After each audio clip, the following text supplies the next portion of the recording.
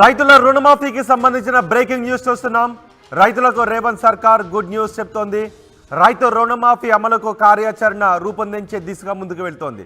రుణమాఫీ కోసం ప్రత్యేక కార్పొరేషన్ ఏర్పాటు చేయాలని అనుకుంటోంది. 32,000 కోట్ల రూపాయల రుణమాఫీకి సర్కారు ప్రణాళికను సిద్ధం చేస్తోంది. పథకం అమలుతో సుమారు 30 లక్షల మందికి లబ్ధి చేకూరుతుందని చెప్తున్నారు. ఒకసారి మా ప్రతినిధి మధుతో మాట్లాడదాం. మధు, రుణమాఫీ అమలు దిశగా రేవంత్ సర్కార్ ఎటువంటి ప్రయత్నాలు చేస్తోంది, ఏ విధంగా ముందుకు వెళ్తోంది? ఎగ్జాక్ట్లీ కాంగ్రెస్ ప్రతిపక్షంలో ఉన్నప్పుడు ఎన్నికల హామీలో మొన్న 2023లో జరిగినటువంటి ఎన్నికల్లో ప్రధానమైనటువంటి హామీలో కాంగ్రెస్ పార్టీ ఇచ్చిన వాటిలో రైతు రుణమాఫీ. సో ఎన్నికలకు 2 నుంచి 3 రోజుల ముందు కూడా డైరెక్ట్గా కాంగ్రెస్ పార్టీ నేతలు, ముఖ్యంగా ప్రస్తుతం ఉన్నటువంటి ముఖ్యమంత్రి రేవంత్ రెడ్డి ఒక స్టేట్మెంట్ చేశారు. రైతులు వెళ్ళి మీరు లోన్లు తీసుకోండి బ్యాంకుల దగ్గర, కార్పొరేషన్ల దగ్గర, మేము రాగానే రుణమాఫీ చేస్తాం, 2 లక్షల రూపాయలు రుణమాఫీ చేయబోతా ఉన్నామంటూ స్టేట్మెంట్ ఇచ్చారు. ప్రస్తుతం ఈ అంశానికి సంబంధించి అత్యంత ప్రాధాన్యత కలిగినటువంటి ప్రభుత్వం ఇప్పుడు రుణమాఫీ చేయడానికి నిర్ణయం తీసుకుంది. గతంలో ఇచ్చిన హామీ నిలబెట్టుకునేటువంటి ప్రయత్నం. ఎందుకంటే ప్రతిపక్షాలు అప్పుడే మాటల దాడులు పెంచాయి ప్రభుత్వం పైన. ఈ ఒక్కసారి డీటెయిల్ చూస్తే 30 లక్షల మంది రైతుల కోసం 32,000 కోట్లకు సంబంధించినటువంటి రుణమాఫీ చేయడానికి, దీనికి సంబంధించిన నిధులు సమకూర్చడానికి ప్రభుత్వం సమాయత్తం అవుతోంది. విధి విధానాలు ఖరారైన తర్వాత మొత్తం వ్యవసాయ అనుబంధానికి సంబంధించినటువంటి కార్పొరేషన్లన్నిటినీ కలిపి ఒకే గొడుగు కిందకి తీస్తూ ఒక ఐఏఎస్ ఆఫీసర్ నియమించి డీటెయిల్ తీసుకుంటున్నారు. రైతులు ఎక్కడెక్కడ ఎంత మేర అప్పులు తీసుకున్నారు అనేటువంటిది డీటెయిల్స్ సేకరించారు.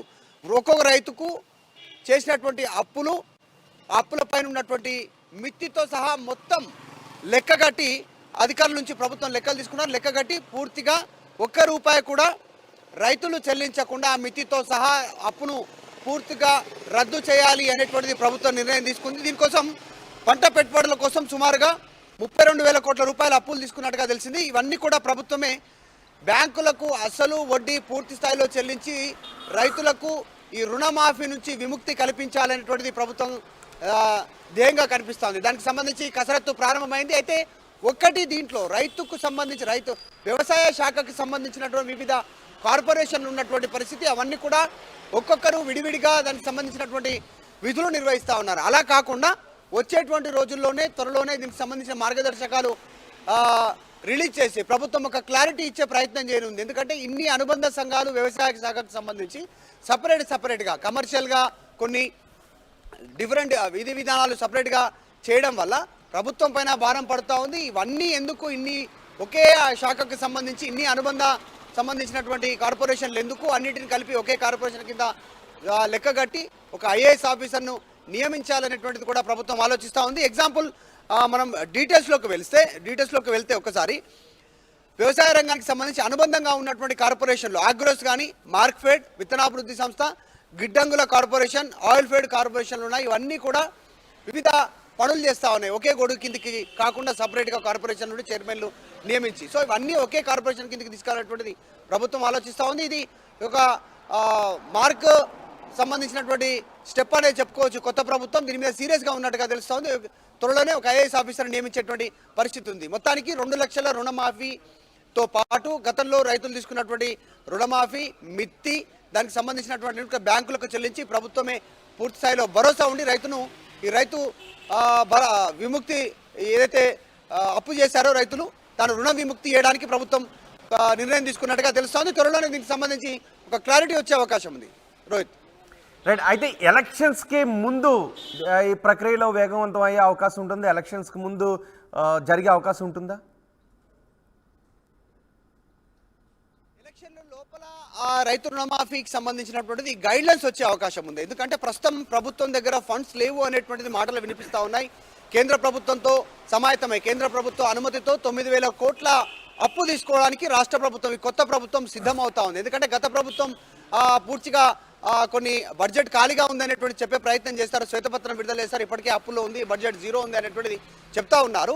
ఇప్పుడు ఆ రాష్ట్రానికి కొత్త ప్రభుత్వానికి వచ్చేటువంటి ఆదాయము, నిధుల సమకూర్పు, వీటన్నిటిపైన కీలకమైనటువంటి కొన్ని డెవలప్మెంట్స్ జరుగుతూ ఉన్నాయి కొత్త ప్రభుత్వంలో. కేంద్ర ప్రభుత్వం కూడా అనుమతి ఇచ్చిందని చెప్తా ఉన్నారు. సో కాబట్టి ఇప్పటికిప్పుడు 32,000 కోట్లకు సంబంధించినటువంటి నిధుల సమకూర్పు, తర్వాత అప్పులకు సంబంధించినటువంటి క్లారిటీ పైన త్వరలోనే క్లారిటీ వస్తుంది. ఎందుకంటే రాష్ట్రం ప్రభుత్వం డైరెక్ట్ కీలకంగా బ్యాంకులతోనే ఈ అంశాన్ని మాట్లాడనున్నట్టుగా తెలుస్తుంది.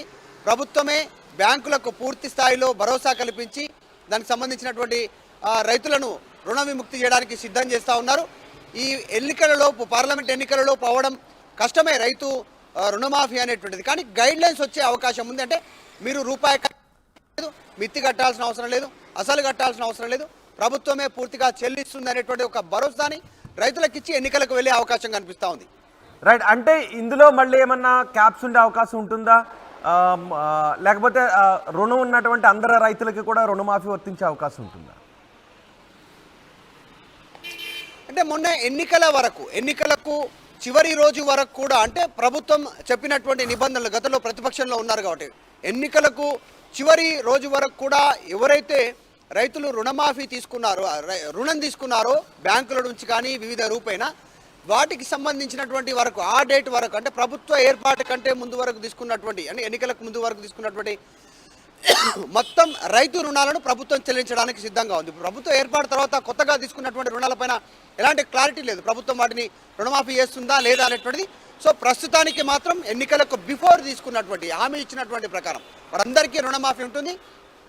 ప్రభుత్వమే ప్రతి రూపాయి చెల్లించడానికి మిత్తితో సహా చెల్లించడానికి సిద్ధంగా ఉంది. ప్రస్తుతానికైతే ఇంకా కొన్ని రోజుల్లోనే క్లారిటీ వచ్చి రానుంది.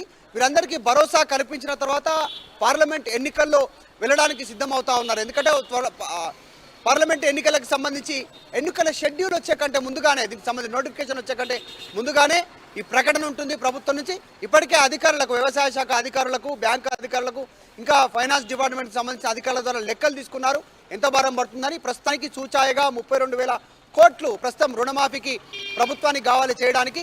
ఇంకా మిత్తి ఇంకా ఇతరత్రాకు సంబంధించిన అన్ని అంశాలను కనుక్కొని ఒక గైడ్లైన్స్ వస్తాయి త్వరలోనే.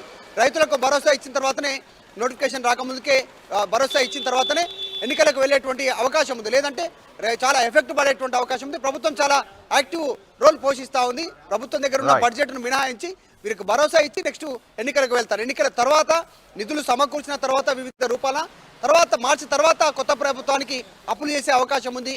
నిధులు సమకూర్చుకోవడానికి అవకాశం ఉంది. కాబట్టి తర్వాత వీరు రుణమాఫీ నుంచి విముక్తి చేసే అవకాశం ఉంది రైతులను. రైట్ మధు, రైతులకు రేవంత్ సర్కార్ గుడ్ న్యూస్ చెప్తోంది. రైతు రుణమాఫీ అమలుకు కార్యాచరణను రూపొందిస్తోంది. రుణమాఫీ కోసం ప్రత్యేక కార్పొరేషన్ ఏర్పాటు చేయాలి అని భావిస్తోంది. 32,000 కోట్ల రూపాయలు రుణమాఫీకి సర్కారు ప్రణాళికను రూపొందిస్తోంది. పథకం అమలుతో సుమారు 30 లక్షల మంది రైతులకు లబ్ధి చేకూరుతుందని చెప్తున్నారు. అసలు వడ్డీ కలిపి ఒక్కో రైతుకు 2 లక్షల రూపాయల వరకు రుణమాఫీ చేస్తుంది ప్రభుత్వం. ప్రభుత్వమే బ్యాంకులకు చెల్లించేలా అధికారులు చర్యలు తీసుకోబోతున్నారు. రుణమాఫీ కోసం ప్రత్యేక కార్పొరేషన్ ఏర్పాటు చేసే ఆలోచనలో ప్రభుత్వం ఉంది. కార్పొరేషన్ల పనితీరుపై సర్కారు సమీక్ష చేస్తోంది.